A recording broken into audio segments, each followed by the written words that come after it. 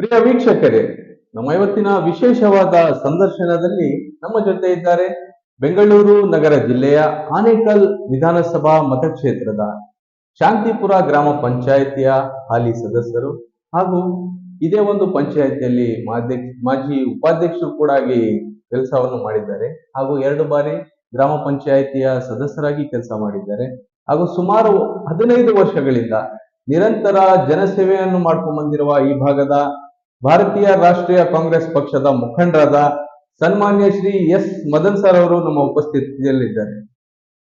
ಇವರಿಗೆ ನಮ್ಮ politicians in ಇಂಡಿಯಾ.com ಅಟ್ ಸೋಷಿಯಲ್ ಮೀಡಿಯಾ ಪರವಾಗಿ ಸರ್ ಹಾರ್ದಿಕವಾದ ಸ್ವಾಗತ.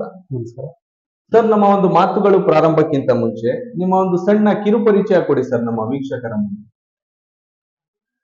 ಕಿರುಪರಿಚಯ ಅಂದ್ರೆ ನನ್ನ ಹೆಸರು ಎಸ್ ಮದನ್ ಅಂತ ಹೇಳ್ಬಿಟ್ಟು ನಾನು ಸೂಡಸಂದ್ರ ಗ್ರಾಮ ಪಂಚಾಯಿತಿಯ ಸದಸ್ಯನಾಗಿ ಹಾಗೂ ಉಪಾಧ್ಯಕ್ಷನಾಗಿ ಈಗ ಅಧ್ಯಕ್ಷ ಸ್ಥಾನವನ್ನು ಅಲಂಕರಿಸಿದ್ದೇನೆ. ಸರ್, ನಿಮ್ಮ ಒಂದು ರಾಜಕೀಯ ಜೀವನ ಯಾವಾಗ ಮತ್ತು ಹೇಗೆ ಪ್ರಾರಂಭವಾಯಿತು ಸರ್? ನಮ್ಮ ರಾಜಕೀಯ ಜೀವನ ಒಂದು 15 ವರ್ಷಗಳಿಂದ ಪ್ರಾರಂಭ ಆಯಿತು. ಏನು ಪಂಚಾಯಿತಿ ಸದಸ್ಯನಾಗಿ ಏನ್ ಕೆಲಸ ಮಾಡ್ಬೋದು, ಮೂಲಭೂತ ಸೌಕರ್ಯಗಳನ್ನ ಯಾವ ರೀತಿ ಕೊಡ್ಬೋದು ಅನ್ನೋದನ್ನ ತಿಳ್ಕೊಳ್ಳೋಕೆ ನಾನು ಪಂಚಾಯತಿ ಸದಸ್ಯನಾಗಲು ಆಸೆ ಆಯಿತು. ಸರ್, ತಾವು ಈಗ ಸತತವಾಗಿ 2ನೇ ಬಾರಿ ಗ್ರಾಮ ಪಂಚಾಯಿತಿಯ ಸದಸ್ಯರು, ಉಪಾಧ್ಯಕ್ಷರು ಕೂಡ ಆಗಿದ್ರಿ, ಈಗ ಹಾಲಿ ಅಧ್ಯಕ್ಷರು ಕೂಡ ಆಗಿದ್ದೀರಾ ಸರ್. ಜನ ಕೇಳದೆ ಮೂಲಭೂತ ಸೌಕರ್ಯ ಸರ್, ರಸ್ತೆ, ಚರಂಡಿ, ಕುಡಿಯ ನೀರು, ಬೀದಿ ದೀಪ ವ್ಯವಸ್ಥೆ, ಇದೆಲ್ಲ ಮೂಲಭೂತ ಸೌಕರ್ಯ ನಿಮ್ಮ ಒಂದು ರಾಯಸಂದ್ರ ಏನು ಗ್ರಾಮ ಬರುತ್ತೆ ಇದರಲ್ಲೆಲ್ಲ ಒದಗಿಸಿದ್ದೀರಾ ಸರ್ ಸರಿಯ ಸಮಾನವಾಗಿ? ರಾಯಸಂದ್ರ ಅನ್ನೋದು ಒಂದಕ್ಕಿಲ್ಲ, ನಮ್ದು 5 ಹಳ್ಳಿಗಳು ಬರ್ತವೆ.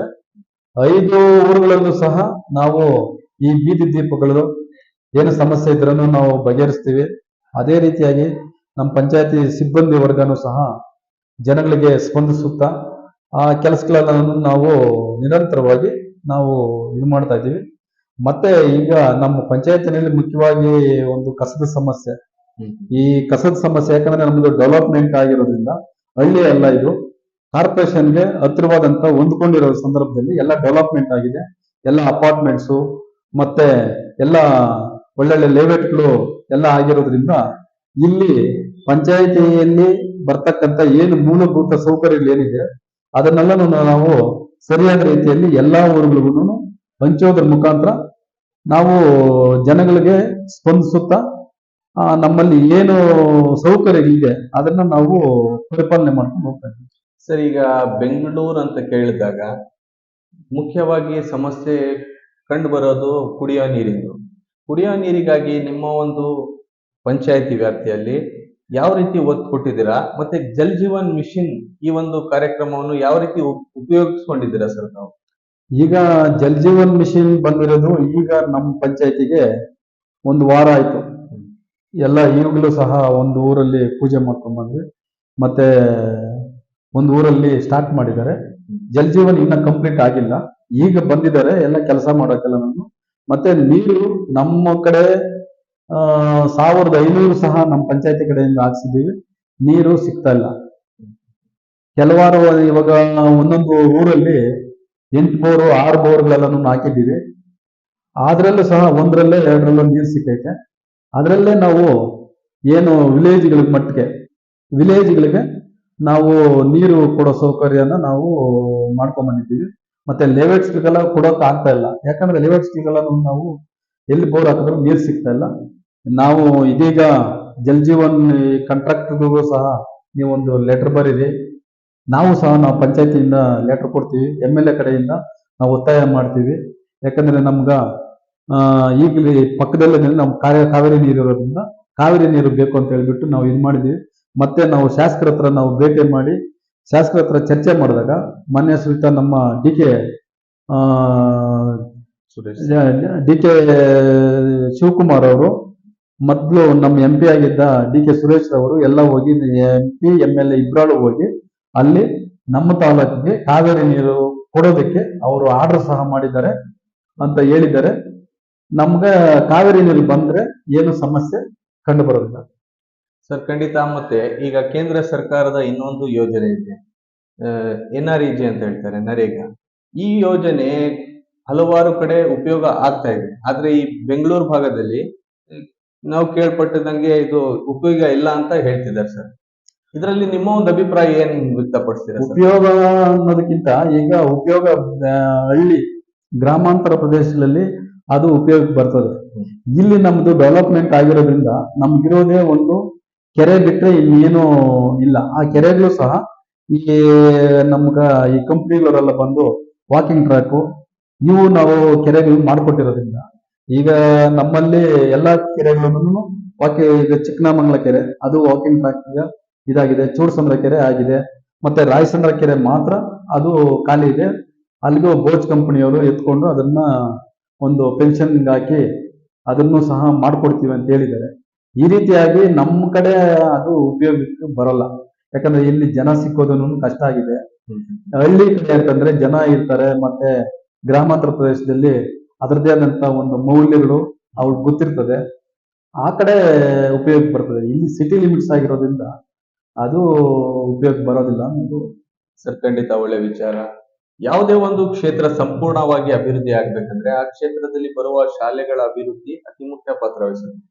ಸರ್, ಶಿಕ್ಷಣಕ್ಕಾಗಿ ನಿಮ್ಮ ಆದ್ಯತೆ ಏನಿದೆ ಮತ್ತೆ ಶಾಲೆಗಳ ಅಭಿವೃದ್ಧಿಗಾಗಿ ತಾವು ಯಾವ ರೀತಿ ಒತ್ತು ಕೊಟ್ಟಿದ್ದೀರಿ ಸರ್? ನಾವು ಶಿಕ್ಷಣಕ್ಕಾಗಿ ಪ್ರಥಮ, ಯಾಕಂದ್ರೆ ನಾವು ಗೌರ್ಮೆಂಟ್ ಸ್ಕೂಲಲ್ಲಿ ಓದಿದಂಥವ್ರು, ಅದಕ್ಕಾಗಿ ಗೌರ್ಮೆಂಟ್ ಶಾಲೆಯಲ್ಲಿ ಯಾವ ರೀತಿ ಅನ್ನೋದು ನಮಗ ಅರಿವಾಗಿದೆ.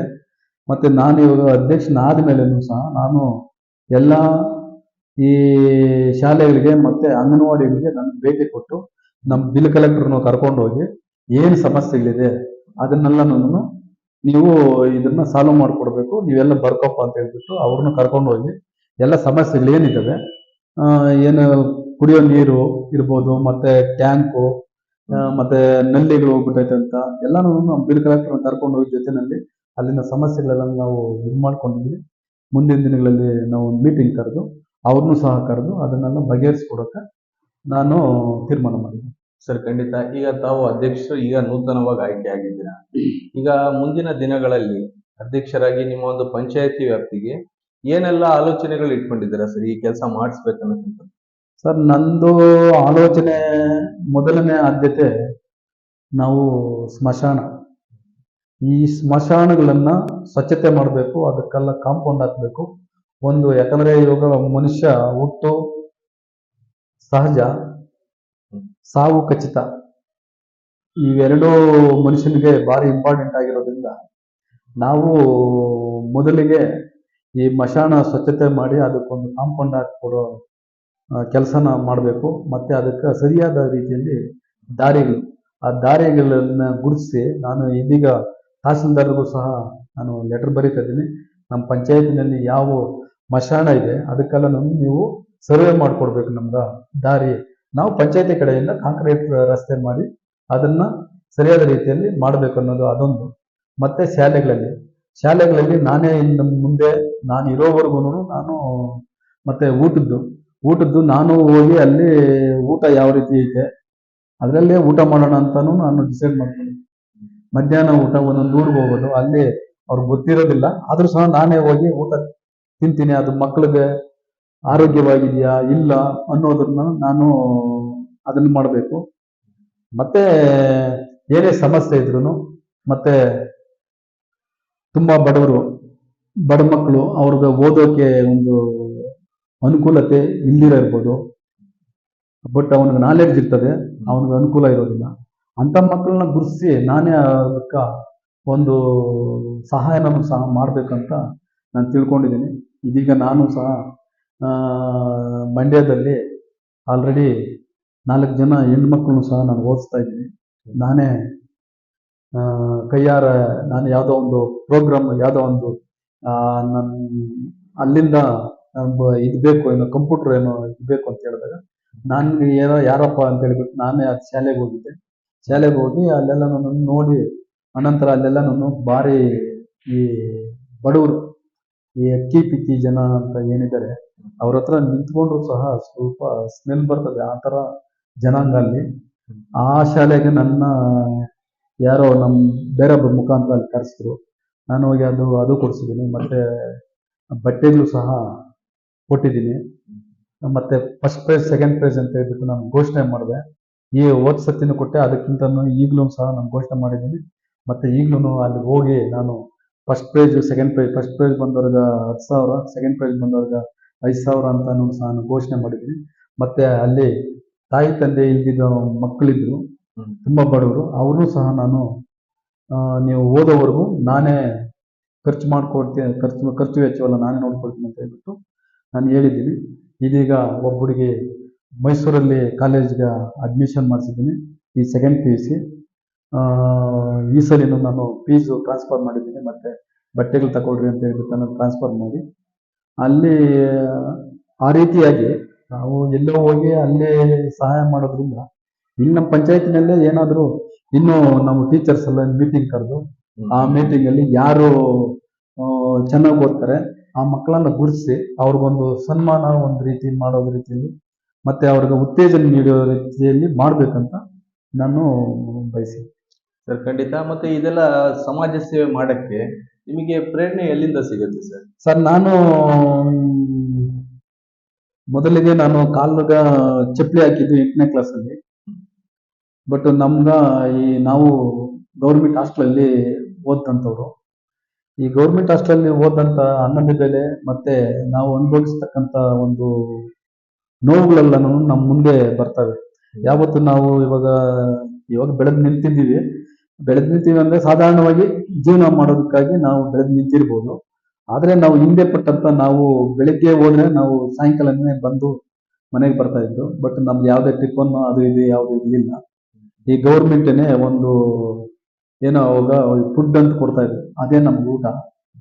ಆ ರೀತಿ ಆಗಿರೋದ್ರಿಂದ ಅನ್ನದ ಬೆಲೆ ನಮ್ಗೆ ತುಂಬಾ ಅವಶ್ಯಕತೆ ಇತ್ತು. ನಾನು ಚಪ್ಪಲಿ ಹಾಕಿದ್ದೆ 8ನೇ ಕ್ಲಾಸಲ್ಲಿ. ಈ ರೀತಿ ಇದ್ದಾಗ ನಾವು ವರ್ಷಕ್ಕೆ 2 ಡ್ರೆಸ್ ಬಟ್ಟೆ, ಅದರಲ್ಲೇ ನಾವು ಕಾಲ ಹಾಕಿದಂತ ಸಂದರ್ಭಗಳಲ್ಲಿ ಏನೋ ಮಾಡಬೇಕು ಅಂತ ಒಂದು ಏನಾದ್ರೂ ಮಾಡೋದ ಮನುಷ್ಯ ಹುಟ್ಟು ಸಾವು ಸಹಜ. ಮಧ್ಯದಲ್ಲಿ ಏನಾದ್ರೂ ನಾವು ಇನ್ನೊಬ್ರಿಗೆ ಹೆಲ್ಪ್ ಮಾಡ್ಬೇಕು ಅನ್ನೋದೇ ನಿಮ್ಮ ಒಂದು ಜೀವನವನ್ನು ನಿಮಗೆ ನೆನಪು ಬರುತ್ತೆ. ಹೌದೌದು. ನಾವು ಊಟ ಇದ್ದೀರ ಅಲ್ಲದಂತವ್ರು ಎಲ್ಲರೂ ಈ ಅನುಕೂಲತೆ ಇರೋದವರೆಲ್ಲನೂ ಅದು ನಿಜ ಹೇಳ್ಬೇಕಾದ್ರೆ ಎಲ್ಲ ಚಾಕ್ಲೇಟು ಅದು ಇದೆಲ್ಲ ತಿಂತಾ ಇದ್ರೆ ನಾವು ಮಣ್ಣು ತಿಂದಿರೋದು. ಯಾಕಂದ್ರೆ ಕೆರೆಗಳಲ್ಲಿ ಹೋಗ್ಬಿಟ್ಟು ಈ ಎಲ್ಲ ಕೆರೆ ನೀರೆಲ್ಲ ಆಗ್ಬಿಟ್ಮೇಲೆ ಡ್ರೈ ಆಗಿ ಅದು ಒಂದು ಗೋಡ್ ಮಣ್ಣು ಅಂತ ಬರ್ತದೆ, ಎಲ್ಲ ಲಾಸ್ಟ್ ಉಳಿದಿರೋದು. ಅದನ್ನ ಎತ್ಕೊಂಡು ತಿಂದ್ರೆ ಅದೇನೋ ಟೇಸ್ಟ್ ಕೊಡ್ತಾ ಇತ್ತು. ಆ ತರ ತಿಂದಂಥವ್ರು.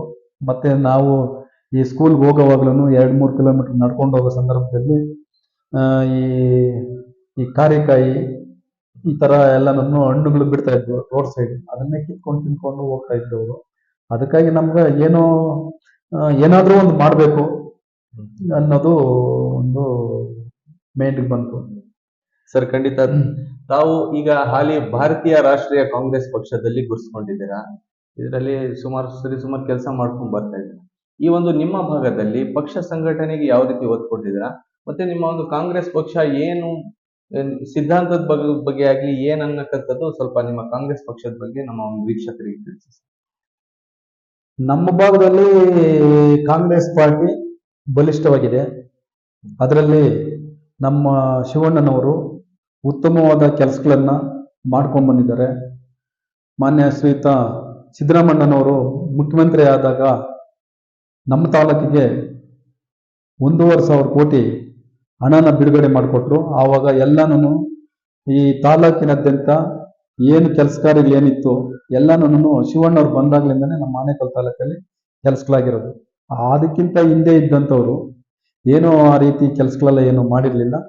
ಈಗ ನಮ್ಮ ಶಿವಣ್ಣವರ ನೇತೃತ್ವದಲ್ಲಿ ನಮ್ಮ ಆನೇಕಲ್ ತಾಲೂಕಲ್ಲಿ ಒಳ್ಳೆ ಉತ್ತಮವಾದ ಕೆಲಸಗಳನ್ನ ಮಾಡಿರೋದ್ರಿಂದ ಇಲ್ಲಿ ಅದು ನಮ್ಮ ಪಂಚಾಯತಿನಲ್ಲಿ ಕಾಂಗ್ರೆಸ್ ಪಾರ್ಟಿ ಬಲಿಷ್ಠವಾಗಿದೆ.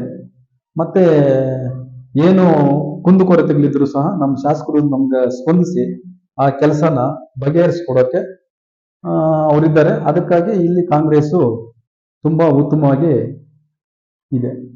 ಸರ್ ಈಗ ಮುಂದೆ ಒಂದು ಜಿಲ್ಲಾ ಪಂಚಾಯತ್ ಹಾಗೂ ತಾಲೂಕ್ ಪಂಚಾಯತ್ ಚುನಾವಣೆ ಬರ್ತಾ ಇದೆ. ಅದರಲ್ಲಿ ಸುಮಾರು ಜನರ ಒಂದು ಆಕಾಂಕ್ಷಿಗಳು ಅಂತ ಹೆಸರು ಕೂಡ ಬರ್ತಾ ಇದೆ. ನಿಮಗೆ ಕೇಳೋದಾದ್ರೆ ನಿಮ್ಮ ಪ್ರಕಾರ ಯಾವುದೇ ಒಂದು ಕ್ಯಾಂಡಿಡೇಟ್ ಕೊಟ್ಟರು ಈ ಭಾಗದಲ್ಲಿ ಕಾಂಗ್ರೆಸ್ ಗೆಲ್ಬಹುದಾ ಅಥವಾ ಸ್ಟ್ರಾಂಗ್ ಕ್ಯಾಂಡಿಡೇಟ್ ಕೊಡಬೇಕು ಅಂತ ಏನಾದ್ರು ಇದೆಯಾ? ಮತ್ತೆ ನಿಮ್ ಪ್ರಕಾರ ಯಾರು ಸೂಕ್ತವಾದ ಅಭ್ಯರ್ಥಿ ಸರ್ ನಿಮ್ಮ ಜಿಲ್ಲಾ ಪಂಚಾಯತಿ ಕ್ಷೇತ್ರ? ಇಲ್ಲ, ಇಲ್ಲಿ ಸೂಕ್ತವಾದಂತ ಅಭ್ಯರ್ಥಿ ಅನ್ನೋದಕ್ಕಿಂತ ಅದಕ್ಕಾಗಿ ಹೈಕಮಾಂಡ್ ಇದೆ, MLA ಸಾಹೇಬ್ರು ಇದ್ದಾರೆ, ಅವರು ಡಿಸೈಡ್ ಮಾಡ್ತಾರೆ. ಅವರು ಯಾಕಂದ್ರೆ ಮೊದಲು 2 ಬಾರಿ ಸೋತು ಅನಂತರ ಗೆದ್ದಂತವ್ರು ಈಗ 3ನೇ ಬಾರಿ ಶಾಸಕರಾಗಿದ್ದಾರೆ. ಅವ್ರಿಗೆ ಯಾರು ಕೊಡಬೇಕು, ಗೆಲ್ಲೋ ವ್ಯಕ್ತಿ ಯಾರು, ಸೋಲೋ ವ್ಯಕ್ತಿ ಯಾರು ಅನ್ನೋದನ್ನ ನಮ್ಮ ಶಾಸಕರು ಡಿಸೈಡ್ ಮಾಡ್ತಾರೆ. ಸರ್, ಖಂಡಿತ. ಕಟ್ಟ ಕಡೆಯದಾಗಿ ನಿಮ್ಮ ಒಂದು ಕ್ಷೇತ್ರದ ಮತದಾರರು ತಮಗೆ 2 ಬಾರಿ ಚುನಾಯಿತ ಸದಸ್ಯರಾಗಿ ಆಯ್ಕೆ ಮಾಡಿದ್ದಾರೆ. ಅವರಿಗೆ ನಮ್ಮ ಒಂದು ಸೋಷಿಯಲ್ ಮೀಡಿಯಾದ ಮುಖಾಂತರ ತಾವು ಯಾವ ರೀತಿ ಕೃತಜ್ಞತೆಗಳನ್ನು ಸಲ್ಲಿಸಕ್ಕೆ ಇಷ್ಟಪಡ್ತೀವಿ? ನನ್ನನ್ನ ಮೊದಲನೇ ಬಾರಿಗೆ ನನ್ನ ಎಲೆಕ್ಷನ್ ಆಯ್ತು, 2ನೇ ಬಾರಿ ಇನಾಮಿನೇಟೆಡ್ ಆಗಿ ನನ್ನ ಆಯ್ಕೆ ಮಾಡಿದ್ದಾರೆ. ಆ ಜನಗಳಿಗೆ ಇವತ್ತು ಸಹ ನಾನು ಸ್ಪಂದಿಸ್ತಾ ಬಂದಿದ್ದೇನೆ. ಮುಂದಿನ ದಿನಗಳಲ್ಲೂ ಸಹ ನಾನು ಅವ್ರಿಗೆ ಸ್ಪಂದಿಸ್ತೀನಿ. ಮತ್ತೆ ಅವ್ರದ್ದು ಏನೇ ಕೆಲಸ ಕಾರ್ಯಗಳಿದ್ರು ಸಹ ನಾನು ಖುದ್ದು ನಿಂತು ನಾನು ಅದನ್ನ ಬಗೆಹರಿಸಿಕೊಡಲು ನಾನು ತೀರ್ಮಾನಕ್ಕೆ ಬಂದಿದ್ದೇನೆ. ಸರ್, ಖಂಡಿತ ಇಷ್ಟೊತ್ತು ನಿಮ್ಮ ಒಂದು ರಾಜಕೀಯ ಹಾಗೂ ವೈಯಕ್ತಿಕ ಆಚಾರ ವಿಚಾರಗಳನ್ನು ನಮ್ಮ ಮತ್ತೆ ಹಾಗೂ ನಮ್ಮ ವೀಕ್ಷಕರ ಮುಂದೆ ಹಂಚಿಕೊಂಡಿದ್ದಕ್ಕೆ ನಮ್ಮ politiciansinIndia.com ಸೋಷಿಯಲ್ ಮೀಡಿಯಾ ಪರವಾಗಿ ಸರ್ ತಮಗೆ ಧನ್ಯವಾದ. ನಮಸ್ಕಾರ. ನಾವು ಕೇಳಿದ್ರಲ್ಲ ವೀಕ್ಷಕರೇ, ನಮ್ಮ ಇವತ್ತಿನ ವಿಶೇಷವಾದ ಸಂದರ್ಶನದಲ್ಲಿದ್ದು ಬೆಂಗಳೂರು ನಗರ ಜಿಲ್ಲೆಯ ಆನೇಕಲ್ ವಿಧಾನಸಭಾ ಮತಕ್ಷೇತ್ರದ ಶಾಂತಿಪುರ ಗ್ರಾಮ ಪಂಚಾಯಿತಿಯ ಹಾಲಿ ಅಧ್ಯಕ್ಷರು, ಮಾಜಿ ಉಪಾಧ್ಯಕ್ಷರು ಹಾಗೂ 2 ಬಾರಿ ಸದಸ್ಯರಾಗಿ ಕರ್ತವ್ಯವನ್ನು ನಿರ್ವಹಿಸಿರುವಂತಹ ವ್ಯಕ್ತಿ ಸನ್ಮಾನ್ಯ ಶ್ರೀ ಎಸ್ ಮದನ್ ಸರ್ ಅವರು ಆಡಿದ ಮಾತುಗಳನ್ನು, ಇವರ ಬಗ್ಗೆ ಇನ್ನಷ್ಟು ಮಾಹಿತಿಗಾಗಿ ಹಿಂದೆ ಲಾಗಿನ್ ಆಗಿ www.politiciansinIndia.com ಗೆ. ಜೈ ಹಿಂದ್, ನಮಸ್ಕಾರ.